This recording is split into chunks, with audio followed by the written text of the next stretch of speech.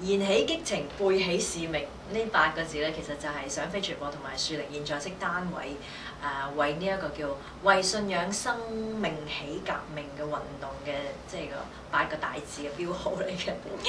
咁我哋想飛傳播咧就負責訪問好多唔同嘅即係基督徒啦。咁我哋嘅準則咧就係話我哋希望揾到一啲我哋覺得佢係有對佢嘅生活啦、對佢嘅生命啦、對佢嘅使命咧係有激情嘅。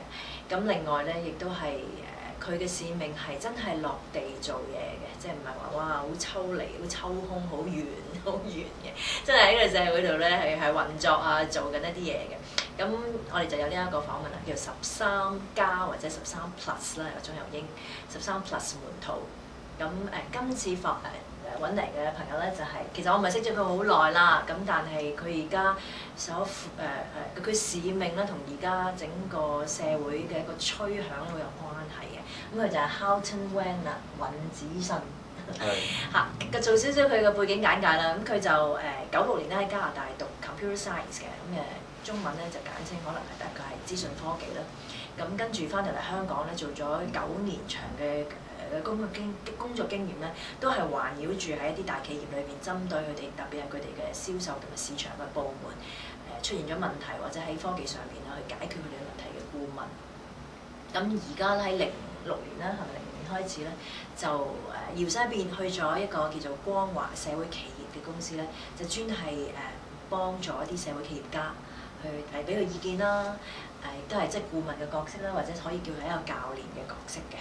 咁開始傾偈啦，就先講通常第一部分咧就講即係喺你今日嘅使命或者尋日嘅使命之前打後，你一路工作啊，或者一路長大成長過往嘅經驗俾到你即係一啲乜嘢整體上對社會啊、對人生嘅一啲體會。我估咧喺翻細個啲咧，就係我記得6年級嘅時候咧，就即係呢個我都仲講翻，就係諗翻原來我曾經做過第一單買賣嘅，即係呢個買賣咧係咩咧？就係我細個咧就撥貼紙，即係撥嗰啲叫紙啦，我唔記得咗點講，公仔紙係公仔紙。咁我諗翻原來咧，我好醒嘅喎，即係我又諗緊點樣撥啦嚇，即係點樣用隻手練習到咧可以一撥就成沓反晒，因為一反晒咧就屬於我㗎。咁我就點樣諗到一個 business 咧？就係我嗰一刻咧就覺得靈機一觸，我撥咗咁多攞嚟做乜咧？係嘛？即係咁多我成袋都係啲膠袋啦，拎住好型啊嘛，係嘛？即係贏晒咁啊！我其實手板都唔係好大，唔知點解咁叻喎，即係研究啦嚇。咁跟住咧我就諗下，不如賣翻俾佢啊！我平啲賣俾佢，咁咪又同我撥過咯，係嘛？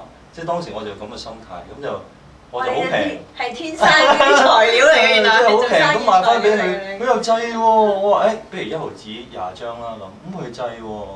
咁我一路咁樣氹下，咁佢手上嘅錢咧就唔小心咧，即係俾我撥晒翻嚟嘅。咁嗰陣時咧，其實我諗翻，即係我細個就係有啲咁嘅元素咧，去將呢樣嘢成為可持續發展或者即係賺錢。明白。嗰陣時我當然未信耶穌啦嚇，但係就諗翻我啲咁嘅傾向。咁當然啦，去到中一嘅時候咧，就即係我嗰啲即係 creativity 咧，或者嗰啲創意能力咧，做生意能力咧，就去晒曳嗰方面。咁所以我都曾經一段時間咧，就即係3年中一啦。即係其實我校長一睇到就覺得即係真係認定到我，因為我真係最曳全校最曳咁。同人相處裏邊咧，實在我再去大少少睇啦，譬如我讀咗第一行係做乜咧？就係做一嘅類似有啲商界或者即係財務公司，咁我就幫佢負責一啲電腦設施咁樣。我發覺老闆咧超級財務，咁所以我亦都因為嗰一份工我發誓咧，我唔會再走入財務呢一行，因為我覺得點解咁樣做嘢嘅？點解可以欺壓啊，或者剝削到佢1毫子都即係你明唔明都唔俾你賺？即係我覺得咁嘅咩呢個世界咁，所以我就好經歷到嗰種險惡，所以我真係嗰份工之後完全任何信我都唔會揾財務機構，就算佢幾好都好。咁呢個第一份影響工，第二份工咧就比較多啲係即係international 多啲，咁啊跟住一路做，但係都冇乜特別嘅喎。有一樣特別，第二份工咧因為公司咧要做一啲認證，即係同啲政府要做啲認證過海關咧，即係認證嗰啲咁嘅嘢。咁我發覺咧原來佢同落後嘅國家 Nigeria 啊、即係嗰啲咁嘅細國家，西非啊、東非，我發覺佢哋好好傾嘅喎。即係我覺得公司 provide 到 service 俾佢哋，幫到個國家咧，可能有一個完全唔識做海關嘅國家，佢可以因為咁嘅認證而咁嘅服務咧，令到海關，令到個政府識得做海關，令到政府識得去打啲人，邊啲唔好嘅物品唔好俾佢入口啊。咁我覺得啊，佢嗰一刻諗，原來有一啲職業咧係可以幫到政府嘅，即係唔係咁商化。咁慢慢我又再諗第三份工，第三份工就係一間藥廠。其實我滿住一種好熱，即係好熱切嘅心情，諗住啊，雖然我係做一啲資訊科技嘅顧問，但我覺得如果喺呢度服侍啲人咧，咁藥係醫人㗎嘛，不嬲感覺都係咁。咁我覺得應該係比我會更加覺得，即係更加幫緊個社會。幫到啲人。咁我覺得，因為我好堅信一樣嘢啦，就係基督徒唔係坐喺度等做牧師，即係我成日都覺得呢樣嘢係要堅持嘅，就係我一定有個位置嘅喺職場裏邊，即係喺呢個 marketplace 喺個。即係唔係淨係做牧師先可以幫到人？係啦，所以我好堅持一樣，所以我仍然即係去問啊，因為所以咁我就唔放棄，我要問。咁只不過公司轉咗，但我仍然問緊呢個問題。咁所以，但係咧好可惜啦。喺藥廠度咧。藥廠。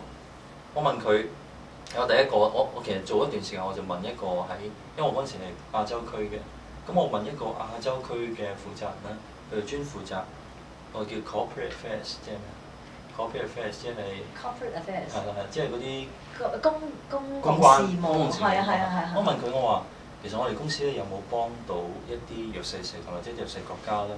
佢哋冇錢俾藥，我哋會唔會少少呢方面幫佢？佢答咗一個圈。